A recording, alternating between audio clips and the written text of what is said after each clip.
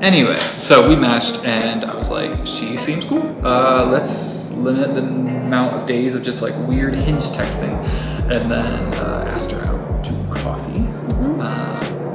Yeah, just down the road. And at this point, I was 1 semester left of my lovely PhD. I lived in Raleigh at the time, so I drove up to Durham. Durham.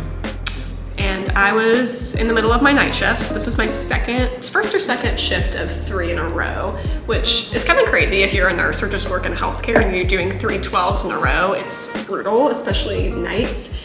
And it was really saying something that I squeezed that date in, mostly because of the challenge, but also because I was excited and thought it would be really cute to go on a date on New Year's Eve. So I went straight from the hospital in my baggy OR scrubs. If you work in the OR or labor and delivery, you know those like paper scrubs. And so they were wrinkly and I was super sweaty and had no makeup on because I had to stay late to chart. And I was like, full send. If he doesn't take me as I am, then this isn't gonna go anywhere. So I get out of the car. I promise we will not tell every single like second of this. But I get out of the car and I'm like 90% sure they're closed because I don't see any lights on.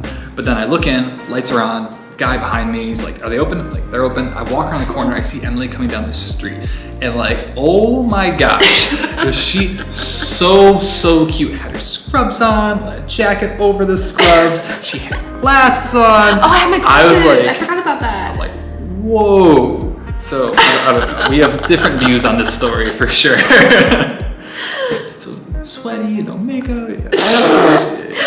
It was not how I would have preferred to show up to a first date. Like how I dressed for our second date was more like, you know, my makeup, my hair was curled, I had a cute outfit on, but I was just kind of like, okay. Date 1 from a dating app to me is really date 0. It's are you a serial killer? Would I like to see you again? Do I feel comfortable in your presence? Cool that I passed that test. Yeah, you passed that and many more very fast. So yeah, we met for coffee. And we talked for 3 hours. But yeah, he walked up dressed. I actually don't remember what you wore on our first. I think I actually may have worn this polo. And you had your darker pants. Yeah, kind of like dress cargo, whatever they are. Like the brownish green pants. Yeah. We sat there and I had tea while he had coffee because I did indeed go to bed after our first date because I had a night shift to work after that. What was the first thing you asked me when we sat down? Well, we made small talk for like 2 sentences before this, and then I think this is debated. I think I asked you, what is the purpose of your life, or what is the mission of your life? Maybe it was the mission. I think so yeah, we came in. I was really nervous when I first saw him because I thought, dang, he is a lot cuter than I thought from the horse boy pictures. He's 6'2" and I'm 5'5", so he's 9 inches taller than me. And I remember seeing him and going, whoa, he's tall, he's really cute. And whoa, I was just kind of taken aback. And I normally feel very comfortable in most social settings, and meeting strangers, especially on a date, like I've had done enough dating to where I felt very confident and just kind of like, oh, hey, I'm Emily, how's it going? You know, but I was kind of taken aback and lost my words for a second and felt nervous. And I could tell that you were a little nervous too. We were both just had those like tiny nerves. But once we sat down and you asked me, so tell me, what's the mission of your life, Emily? Like, what are you about? I want to get to know you. It was something like a couple things in a row. And I think I said, let me take a sip of this first. Literally like took a deep breath and then like both hands on like the teacup. It was like, it was some like raspberry hibiscus, whatever tea. Yeah. I just didn't want to have caffeine before bed. But yeah, and we talked for 2 to 3 hours about life and faith and just kind of our purpose and like reason for existing, what we feel like God is calling us to, specifically like career, vocation wise, but also in relationships and just like how we live our lives. And I was just so impressed by how intentional Justen was and just kind of cut the crap, cut to the chase, you know, tell me who you are and what you're about, because it was so clear to me that you were dating for the purpose of pursuing a long-term relationship, ideally marriage, and not just having fun or whatever, which I don't think that's necessarily always wrong. I think there are seasons when it's helpful to like get back out there and meet people and like get the experience, but I could tell that you really valued my time and that you valued your time, and we're like, I don't want to waste either of ours, and just yeah. I think it's like very accurate, like just valuing time. I think for me, it wasn't so much getting back out there, more of just like knowing that I was looking for my person. Didn't really want to, no offense, but didn't want to waste time going on a few dates just to find out like, oh no, like we don't agree on fundamental. Exactly. And that's where I was at too, of like, I don't want to be that weirdo on a first date of like, so tell me, are you a Christian? Are you saving sex for marriage? What are your beliefs about X, Y, and Z? Like deal breaker things, right? But those were the things we talked about in the first like couple weeks of knowing each other, which just came up very naturally. That's what I appreciated. It wasn't like this interrogation, except for a couple questions, but. I try to phrase it as like, one of my friends encouraged me a few years ago to stop asking what people do for work and start asking, what are you passionate about? And I tried to phrase like that first question of like, what are you passionate about? Like what gets you up in the morning to like go take on this world? And there was a few interrogating questions in there, I'm sure. Well, I mean, I interrogated you later. For sure. About so many things. Oh yeah, 100%. I mean, I still do. Yeah.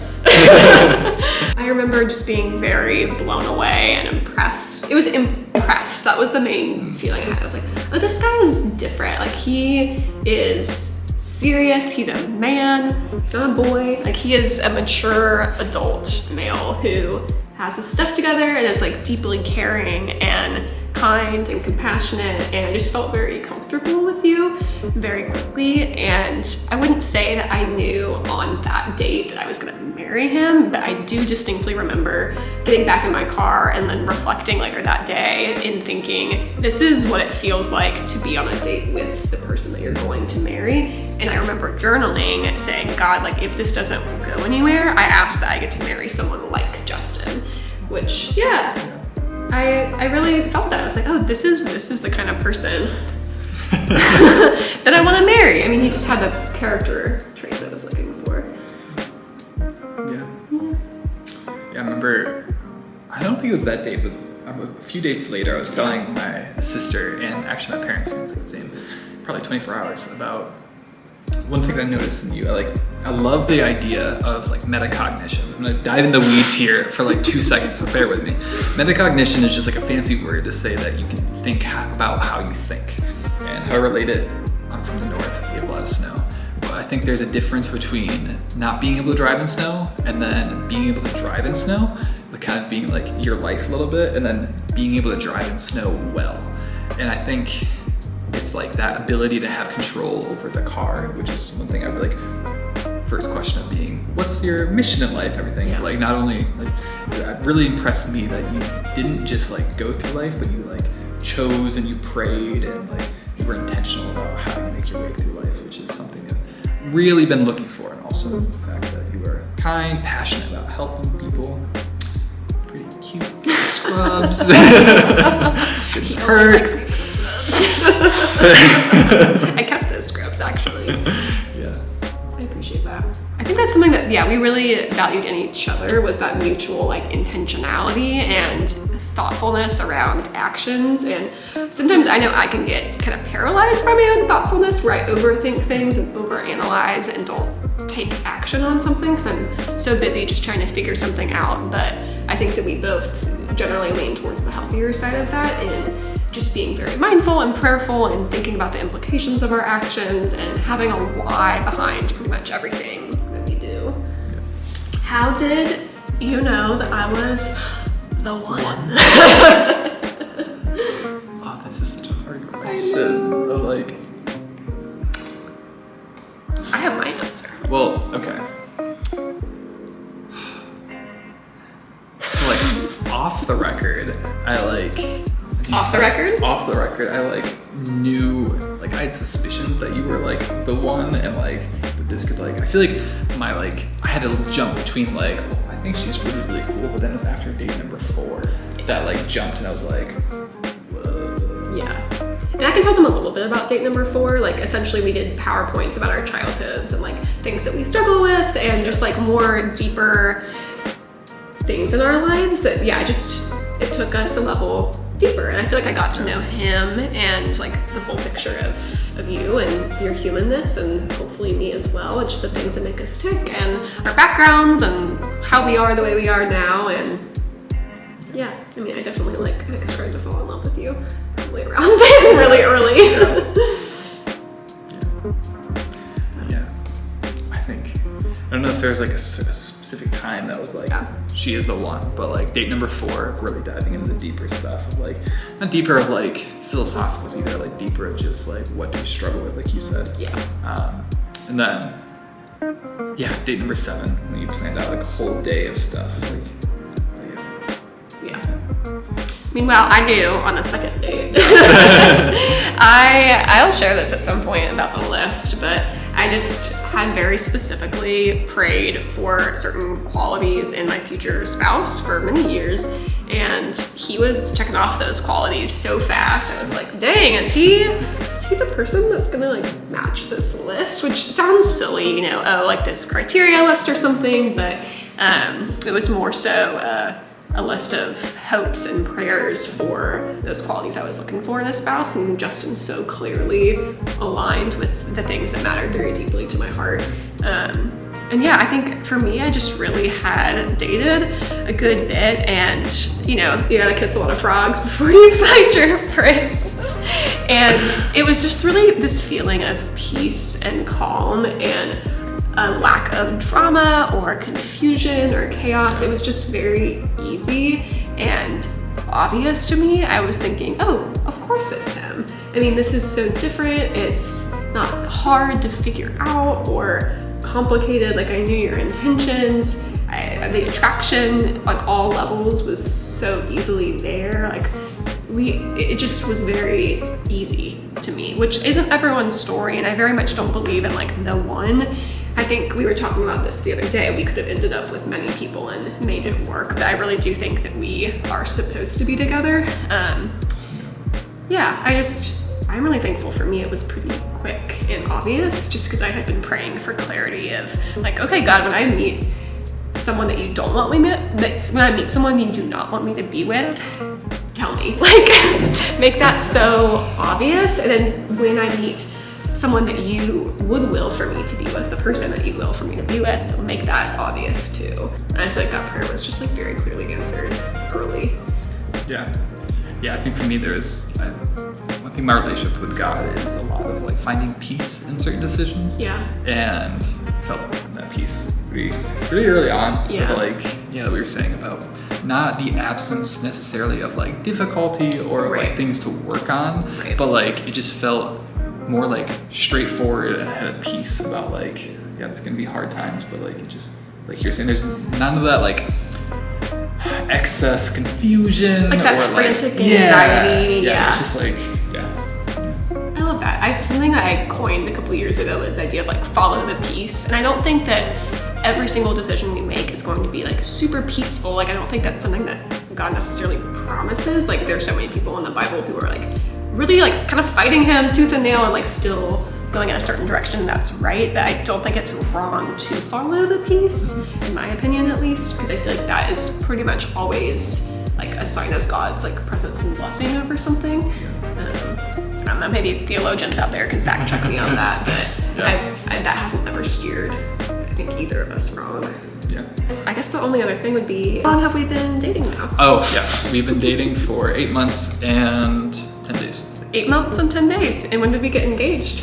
About 2 months ago. Yeah. So pretty much exactly. Yeah.